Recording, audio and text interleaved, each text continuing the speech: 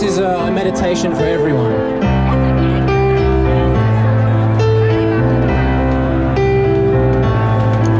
Now I've heard there was a secret chord that David played and it pleased the Lord, but you don't really care for music, do you? Not by listening to those who think that this pandemic is not real, not by...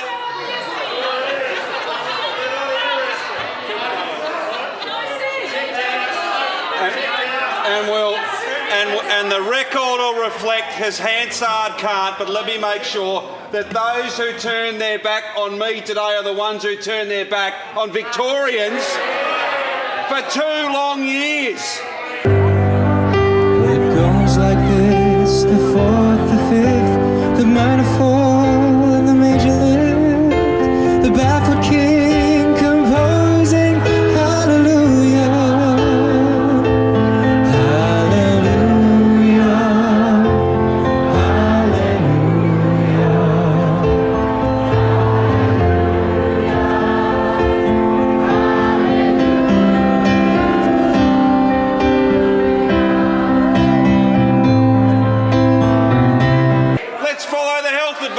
Let's ditch the health advice. Let's have a state of emergency. Let's not have a state of emergency. Let's get vaccinated. Let's suck up to anti-vaxxers.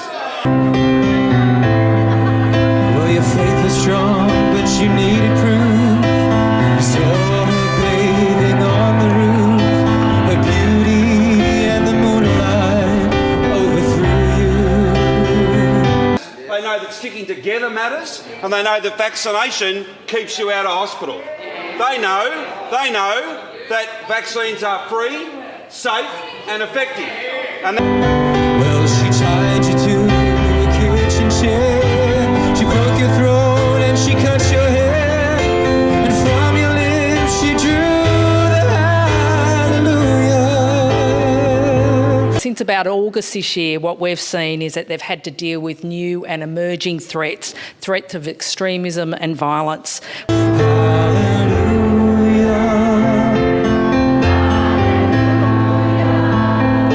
We've seen some of those behaviours with outrageous attacks on our officers, outrageous attacks on the shrine, dozens assaulted and injured doing their jobs. Those opposite have been at those rallies, have been talking up and inciting that behaviour.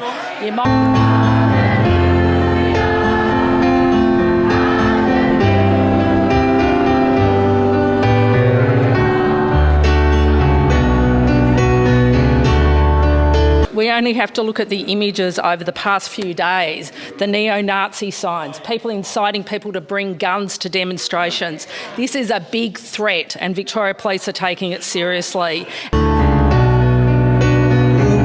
there's a God above, and all I have learned from love is how to shoot down someone who I truly love. Thank every sworn officer who is investigating these right-wing extremist groups. Perhaps those opposite can reflect on their behaviour and apologise to our Victoria Police members. It's not a cry you hear at night, it's not somebody who's seen the light, it's groaning, it's a broken hallelujah. Call me a cynic and call me a sceptic. But when the leader of the opposition in the other place stands out the front and addresses violent extremists, I question whether he's someone that anyone ought to engage with. And if you want to mark me down for that, well, go right ahead. Right. Go right ahead.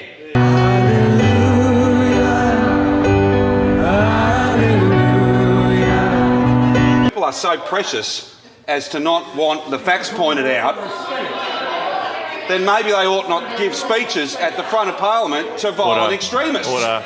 If you're so easily offended, then don't go and speak to them. The Premier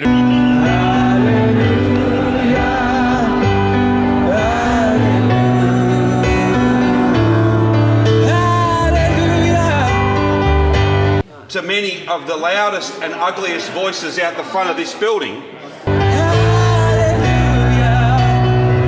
We've had a lot of talk this week about division. Well, there's no division in the Victorian community. The Victorian community is united.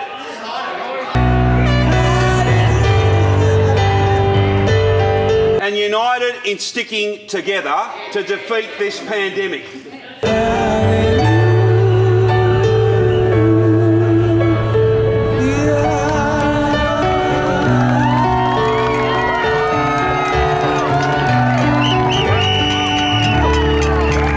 been awesome, everybody. Keep coming back every day. We need to be here. What a pity he wasn't out the front of this building last Saturday afternoon.